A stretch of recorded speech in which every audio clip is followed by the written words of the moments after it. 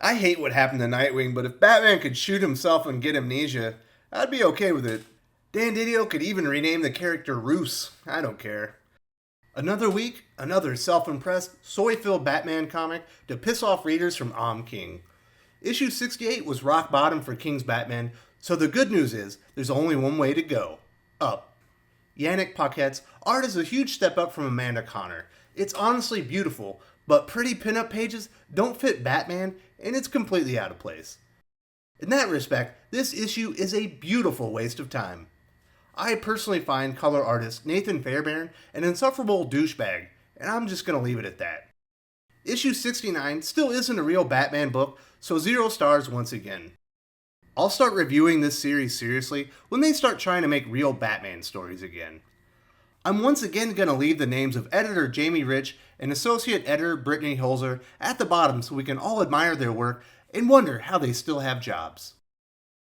Tom King and DC Comics are making a terrible mistake by continuing to remind readers of their bait and switch not wedding issue.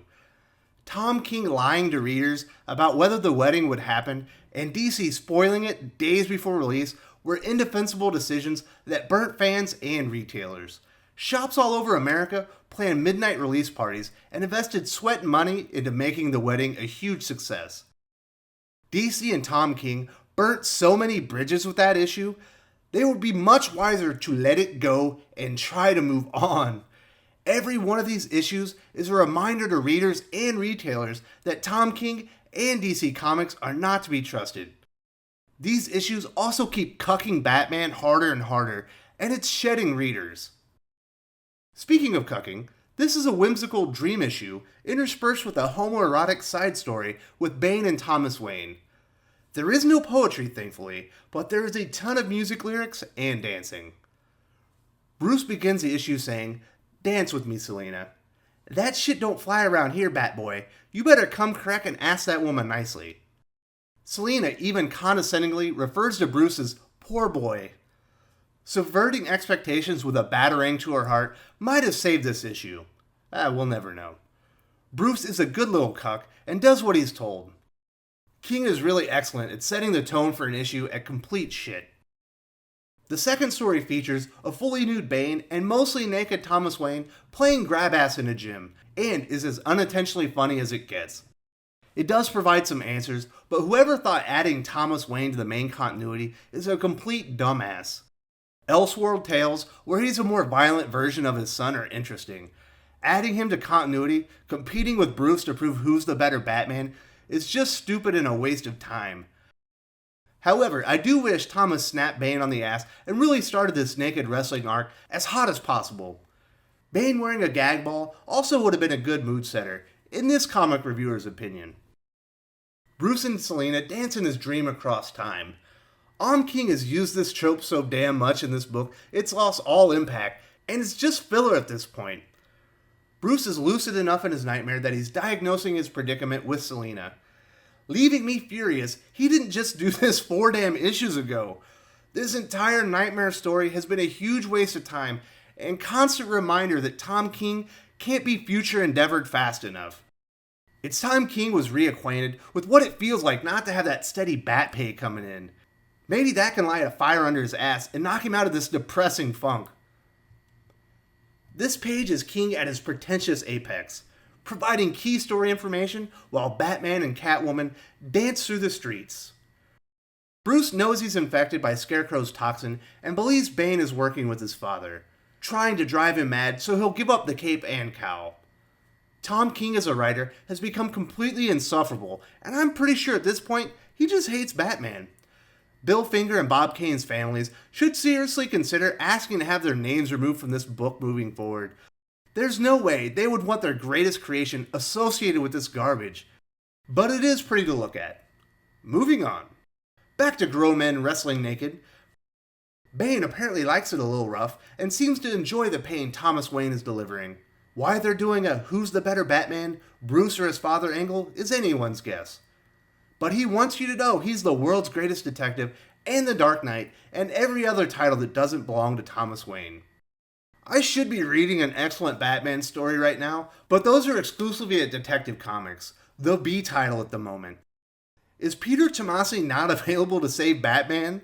Somebody that likes Batman and wants his fans enthusiastic about the character has to be available.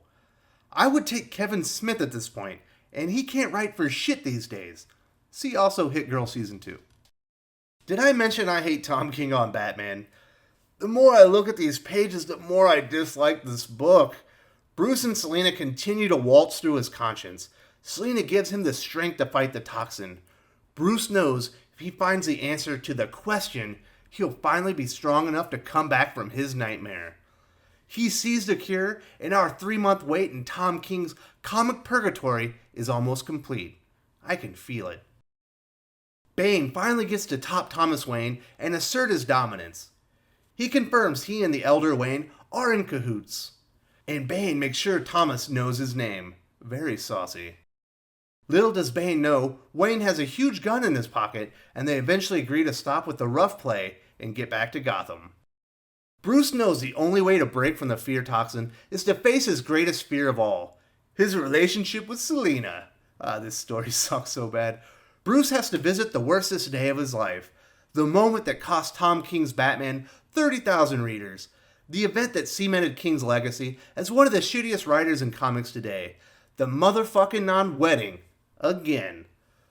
Low-T Batman is such a sad sack of shit. The world could be coming to an end, and he still wouldn't be able to overcome his fear of the wedding that never happened. I hate what happened to Nightwing, but if Batman could shoot himself and get amnesia, I'd be okay with it. Dan Didio could even rename the character Roos. I don't care. I just want this stupid wedding and all its fallout to go the fuck away. It's ruining the character. Deep down, Bruce knows his vow to protect the people of Gotham is tantamount to his own personal suicide. Because Bruce has chosen a life of sacrifice for people he doesn't know, itself one of the most selfless, loving acts I can think of, he's chosen war and forsaken having love in his life. Go fuck yourself, Tom King, you self-impressed douchebag. It's time for this hack of a writer to go back to the indies and earn his way back to the big leagues through good storytelling. Whatever had is as gone as Batman's balls, and in its place is an endless loop of trash, no matter what book he's writing. Some good came of this issue. This stupid-ass nightmare holding pattern Batman's been in is finally over. Bruce confronted his greatest fear, that he knows deep down he's incapable of love, because. Do I think King will revisit the events of the wedding that have derailed Batman and started killing his reputation with readers and retailers? Abso-fucking-lutely, but maybe, just maybe, we'll get a few months off now. He needs to understand the wedding was bungled to such a degree he will never make it right with readers. There is no story or apology that will remove the wedding taste from the mouths of readers. Just let it go, man, and let Batman be the world's greatest detective. He doesn't need a relationship outside of Alfred for at least 5 years. Just write good detective stories that put the T back in the character and leave the rest behind. What's done is done.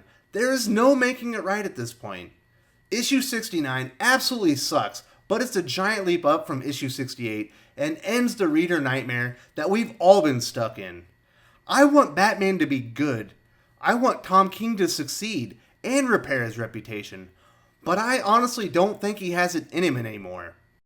Once again, I would like to thank Jamie Rich and Brittany Holzer for abstaining from editing this fucking book.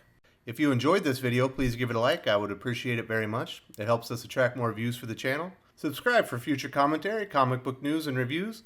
And don't forget to ring the bell for notifications. If you want to talk comics, movies, and much, much more, you can follow me on Twitter at Wes_from_TC. With that, Salamat Po, and I'm out.